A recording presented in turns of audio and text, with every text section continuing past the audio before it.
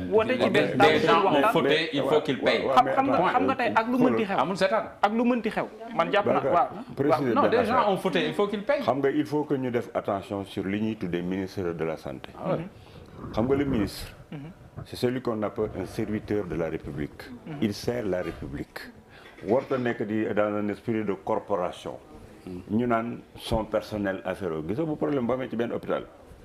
Le ministre il gère un secteur. dafa war a nekk au-dessus mu xool qu'est-ce qui s'est passé au niveau du secteur pour que ñu apporter les correctifs qu'il faut. C'est pas parce que les sages-femmes sont du ministère que dafa war a ñëw féete ak ñoom ou des trucs comme ça. Non, il défend la République. non pas de défense. ku dégg nga moom mënut a féete. xam nga li mu toog bàyyi ñu sanctionné directeur bi ñu commencé di daw ci kaw affaire ñu daan voilà il nous a lâché. Non, il n'a pas à être avec ou ne pas. moom dafa war a fexe ba le secteur fonctionne fexe ba ñu xam li xew ci hôpital bi. ñu jël les mesures pour que ça ne se reproduise pas. D'accord. Mais wotam ay solidarité de corps yooyu.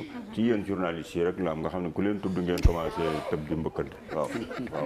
aywa ñu dem ci ñaareel parce que xam naa ne bu ñu doon toog fii di wéyal débat bi tamit dama yaakaar ne fii suba mën nañu ci des fi ñëw sax ci yéen la bokk. voilà donc gis nga ko mu ngi noonu mu di benn xibaar boo xamante ni Aïda moom tam moo jot a wàcc ci assemblée nationale parce que ay fan mu ngi nii daanaka ñu ngi discuter ci wàllu yi mais dafa am leneen loo xamante ni moom moo ci yees bu ñu xoolee bu baax a baax mu di benn projet de loi bu nga xamante ni dañ ko bëggoon pour yóbbu ko xoolaat ndax ab yokkute day mën a am ci nombre de députés au niveau de l'Assemblée nationale ñu ne am na 7 sièges yoo xamante ni moom la ñu waxoon nañ ko ci yokk mais li ni mel mujjewul na antu la ko waral nag am na ay raisons yoo xamante ni joxan nañ ko mais ce qui fait que la majeure partie biir assemblée mbir ma dafa mujjee jur li ñuy woowe ab divergence maanaam ñàkk déggoo ba li ni mel sax mujjewul a antu loolu ñu mujjee ko fomm ñenn ñekk ci ay député génne ab communiqué pour fas yéene attaqué waat mbir mi ci kanamu conseil constitutionnel donc communiqué bi moom lañ génne ñoom ci sa ay député mu ngi toll daanaka ci fukk ak juróom-ñaar ñoo xam ne dañ jàpp ni tout simplement loi bi nga xamante ni moom lañ maanaam niñ ko jaaree niñ ko patam-patamee mbir mi ba tëbaat ko ci suuf dafa nekk loo xamante ni jaarul ak yoon donc dañ war a dellu si waat pour xool exactement gën a examiner li nga xamante ni moo di loi bi ni mel ndax augmentation bi daana war a mën a am wala déet ndax jàpp nañ ne ñi nga xamante ni ñoo jël mbir mi daal di ko suuxal jaarle wuñ ci yoon yi mat donc fu mu toll nii li ñuy xaar mooy conseil constitutionnel pour mu àddu ci wàllu yi est-ce que question bi mooy est-ce que ça valait la peine ñu yegg si ba fii surtout dem ba ci kanamu conseil constitutionnel. alors monsieur le ministre. mais xam nga réew nag moom ni mu tëddee.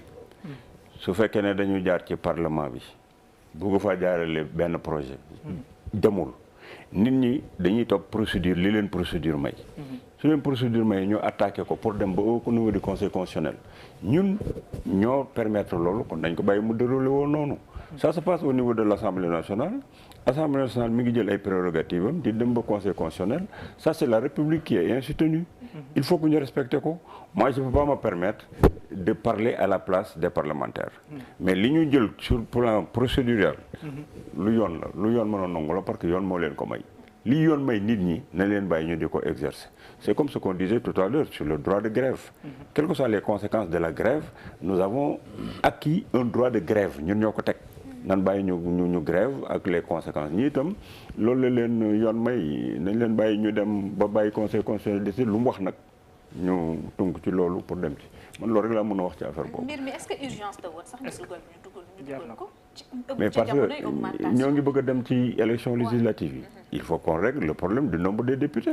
On a créé un nouveau département de Keur Massar aussi su fekkee ne dafa war a am incidence sur le nombre de députés aussi il faut que ñu def ko mais tout est-il que bu demee ba au niveau de l'Assemblée nationale c'est là-bas où se trouve la voix du peuple et c'est là-bas que les gens doivent décider sur les problèmes suñ ko deful au niveau de la concertation parce que moi je n'étais pas un élément de la concertation je ne sais pas si ce principe a été posé lors de la concertation su ko amul ñu yóbbu ko au niveau de l'Assemblée nationale c'est toujours des procédures que les gens doivent respecter nañ ko bàyyi mu poursuivre parce que très franchement et j'avoue que ce dossier-là aussi maîtriser wu ma ko parce que je suis pas un parlementaire je sais pas exactement comment ça s'est passé au niveau de l'Assemblée nationale waaw ndax jar na ko tey bu ñu doon posé. ndax jar na ñu yokk député. ñu yokk député. waaw su fekkee ne le département li ma ci jot a xam man comme bride d'information le département de Keur Massar moo tax ñu war a yokk ay député. bon kooku itam comme on a créé un nouveau département il faudrait que ñu def ay députés parce que les députés là au niveau de chaque département il y a un nombre de députés boo xam bi moom la ñu fa war a fal donc Keur Massar bu laajee ñu yokk députés yi dañ ko war a yokk c'est tout. d'accord alors. waaw gis na foofu li ma ciy wax